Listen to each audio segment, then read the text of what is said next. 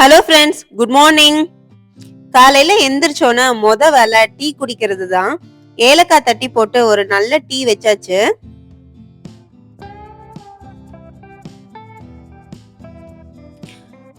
அந்த டீ பொங்கும் போது மனசுக்கு ஒரு சந்தோஷம். 2 கப்பு டீ, எனக்கு ஒண்ணு அம்மாக்கு ஒண்ணு. பாப்பாவை ஸ்கூலுக்கு அனுப்பணுங்கிறதுனால நேரமா எந்திரிச்சாச்சு. காலைல ஃபர்ஸ்ட் வேலையே டீ குடிக்கிறது மட்டும்தான். சரி, ஃப்ரிட்ஜ்ல என்னென்ன காய் இருக்குன்னு போய் பார்த்தேன்.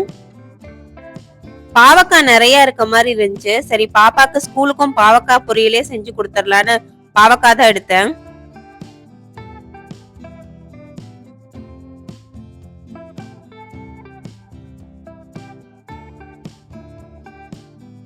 எடுத்த பாவக்காயை நல்லா வாஷ் பண்ணியாச்சு. இந்த கத்தி அந்த கவரை கழட்டிட்டு தான் யூஸ் பண்ண முடியும். அந்த கவர் தான் கழட்டிட்டு இருக்கேன். எப்பவுமே சின்ன கத்தி தான் யூஸ் பண்ணுவேன். இன்னைக்கு பாவக்காய் நிறைய இருக்கனால சீக்கிரம் கட் பண்ணணும்னு கொஞ்சம் பெரிய கத்தியா எடுத்துக்கிட்டேன். அப்படியே சைடுல கொஞ்சம் டீயும் குடிச்சுக்க வேண்டியதுதான்.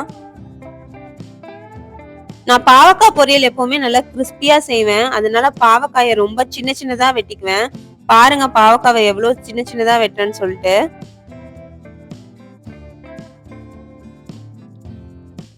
ஃபர்ஸ்ட் ஒரு பாவக்காவை 4ஆ கட் பண்ணிட்டு அதோட விதையெல்லாம் ஒரு சைடு ரிமூவ் பண்ணிக்கலாம். இனிமே கொஞ்சம் பெருசு பெருசா இருக்க ஹாவ்ஸ் எல்லாம் கொஞ்சம் சின்னதா கட் பண்ணிக்கலாம். பாவக்காய் இவ்வளவு நல்லா சின்னதா கட் பண்ணாதான் எண்ணெயில போட்டு வதக்கும் போது நல்லா கிறிஸ்பியா வரும். குழந்தைங்களும் அந்த பாவக்காவோட கசப்பு தெரியாம நல்லா சாப்பிட்டு வருவாங்கன்னு தான் இப்படி கட் பண்ணிக்கிறது. இப்ப நான் எல்லா பாவக்காயும் சின்னதா கட் பண்ணிட்டேன். பாருங்க, பாக்குறதுக்கு பாவக்காய் என்னமோ நிறைய இருக்க மாதிரி இருக்கு. ஆனா வணக்குனா ரொம்ப கம்மியா தான் வரும் பொரியல்.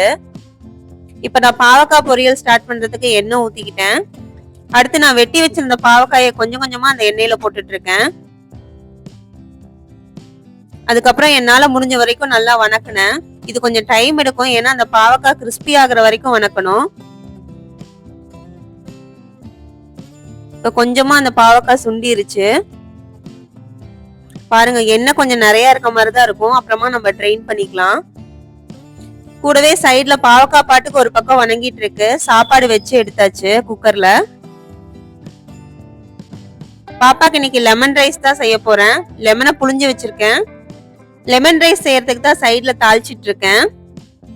கடுகு, கடலைப்பருப்பு, உளுந்தம் பருப்பு, புளிஞ்சு வச்ச லெமன், வெங்காயம், மிளகாய் அதெல்லாம் போட்டு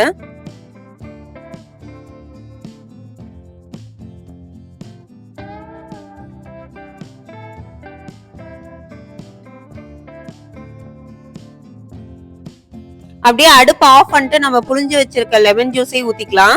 ஊத்தி ஒரு மிக்ஸ் பண்ணிட்டு சாப்பாட்டுல போட்டு பரட்டிக்கலாம். இப்ப பாத்தீங்கன்னா பாவக்காய் நல்லா கொஞ்சம் சுண்டிருச்சு. இன்னுமே கொஞ்சம் கிறிஸ்பி ஆகணும். இப்ப நான் லெமன் சாப்பாடு கிளறிட்டு இருக்கேன்.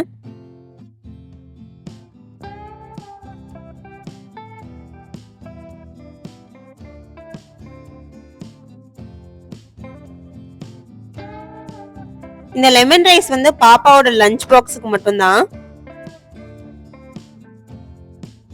இந்த பாவக்காய் இப்ப நல்லா எண்ணெயில மொறுமொறுன்னு ஆயிருச்சு. பாருங்க எவ்வளவு மொறுமொறுன்னு இருக்குன்னு. இந்த மாதிரி பாவக்காவை செஞ்சு சாப்பிடும் போது அந்த கசப்பே தெரியாது.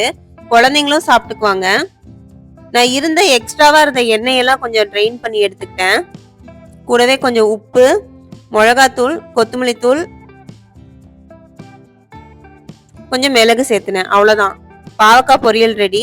இது நல்லா கிறிஸ்பியாவும் இருக்கும், கசப்பே தெரியாது. குழந்தைங்களும் நல்லா சாப்பிட்டு வருவாங்க.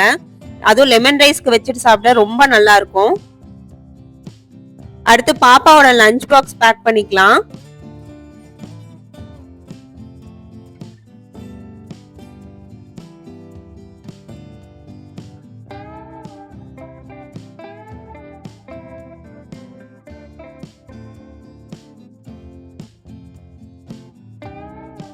ஸ்நாக்ஸுக்கு கொஞ்சம் மாதுளம்பழமும் போட்டு கொடுத்துட்டேன். அவ்வளவுதான், பாப்பாவோட வேலை முடிஞ்சுது. நெக்ஸ்ட் அவ காலையில சாப்பிட்றதுக்காக ஒரே ஒரு தோசை மட்டும் ஊத்திக்கிட்டேன். காலையில பாப்பா அதிகமா சாப்பிட மாட்டா. ஒரு தோசை, அரை தோசை அவ்வளவுதான் சாப்பிடுவா.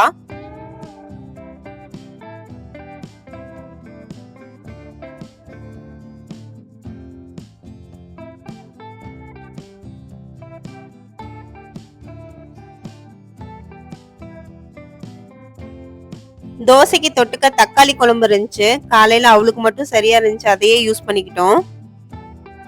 மேடம் குளிச்சுட்டு வந்து படுத்துக்கிட்டே இருக்காங்க. கேட்டா ரொம்ப குளிருதாமா. எந்திரிக்க சொன்னாலும் எந்திரிக்கவே மாட்டேன்றா. ஒரு வழியா அவங்க அப்பா திட்டினதுல எந்திரிச்சு உட்காந்துட்டா. தோசை ஊத்துனா கூட குளிருதுன்னு சொல்லிட்டு பெட்ஷீட்டுக்குள்ளேயே உட்காந்து சாப்பிட்டுட்டு இருக்கா. எனக்கு தோசை வேண்டான்னு ஓடி போய் கிச்சன்ல உட்காந்துக்கிட்டா.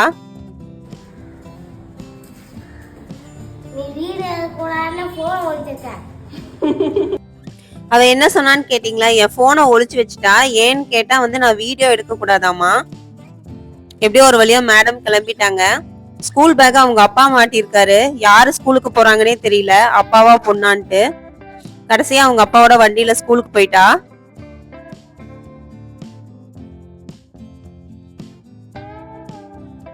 அவ ஸ்கூலுக்கு போனதுக்கு அப்புறம் நான் இருந்த பாத்திரம் எல்லாத்தையும் விலக்கி வச்சுட்டேன். அடுத்து காலையில பிரேக்ஃபாஸ்டுக்கு இந்த ராஜ்மா சாவ்லா தான் செஞ்சோம். கடைசியா இதுக்கு கஸ்தூரி மேத்தி தான் போட்டேன். இது ரொம்ப நல்லா இருக்கும். இதோட ரெசிபி போடுறேன், நீங்களும் ட்ரை பண்ணி பாருங்க, ரொம்ப நல்லா இருக்கும். இது காலையில தோசைக்கு எல்லாத்துக்கும் சாப்பிடுறதுக்கு ராஜ்மா சாவ்லா.